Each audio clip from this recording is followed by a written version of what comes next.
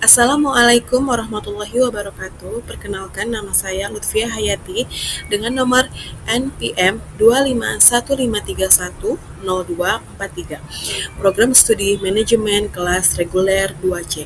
Di sini saya akan mempresentasikan mata kuliah mikroekonomi dengan dosen pengampu Bapak Rusiadi.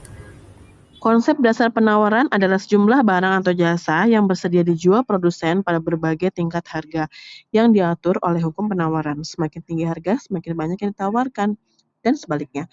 Dengan asumsi faktor lain tetap, hubungan ini digambarkan sebagai kurva penawaran yang miring ke atas atau positif, karena produsen terdorong meningkatkan produksi saat potensi keuntungan tinggi.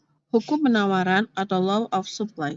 Bunyi hukum, jika harga suatu barang naik, jumlah barang yang ditawarkan akan naik. Jika harga turun, jumlah yang ditawarkan akan turun. Dengan asumsi faktor lain tidak berubah.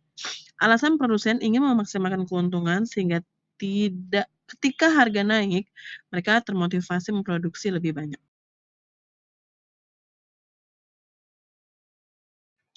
Faktor-faktor yang mempengaruhi penawaran selain harga ya, biaya produksi, harga bahan baku, upah, dan lain-lain. Teknologi, ekspektasi produsen, jumlah produsen, dan faktor lain.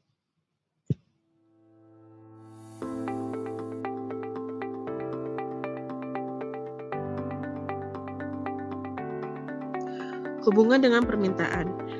Penawaran dan permintaan bekerja sama menentukan harga pasar. Jika penawaran lebih besar dari permintaan atau surplus, harga cenderung turun. Jika permintaan lebih besar dari penawaran atau kelangkaan, harga cenderung naik. Rumus fungsi penawaran. Dalam penawaran terdapat rumus atau fungsi penawaran atau yang disebut supply. Fungsi penawaran pada hukum penawaran adalah adanya hubungan antara harga komoditas dengan jumlah yang ditawarkan. Hubungan antara harga dengan penawaran selanjutnya akan selalu berbanding lurus di bawah ini merupakan bentuk fungsi penawaran badan hukum penawaran. P sama dengan A plus BQ, Q sama dengan A plus BP. Keterangan P adalah harga barang, Q adalah jumlah permintaan barang, A adalah konstan, P kemiringan atau bentuk kurva penawaran. Bentuk fungsi kurva penawaran. Pada hukum penawaran, fungsi kurva penawarannya adalah Q sama dengan A plus BP. Artinya jumlah barang yang ditawarkan lalu A adalah konstannya, sementara B berarti kemiringan atau gradient, dan P menunjukkan harga suatu barang. Kurva penawaran. Dalam hukum penawaran terdapat kurva penawaran. Kurva penawaran pada penawaran sifatnya positif, bisa dilihat dari hubungan antara harga dan jumlah barang. Dalam penawaran, bila harganya naik, jumlah barang atau jasa juga akan meningkat.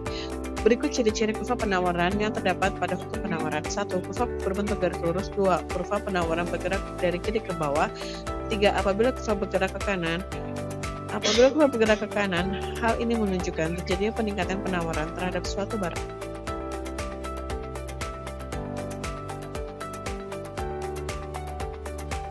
Kesimpulan hukum penawaran adalah adanya hubungan positif antara harga dan jumlah barang yang ditawarkan. Semakin tinggi harga, semakin banyak barang yang ditawarkan demi keuntungan.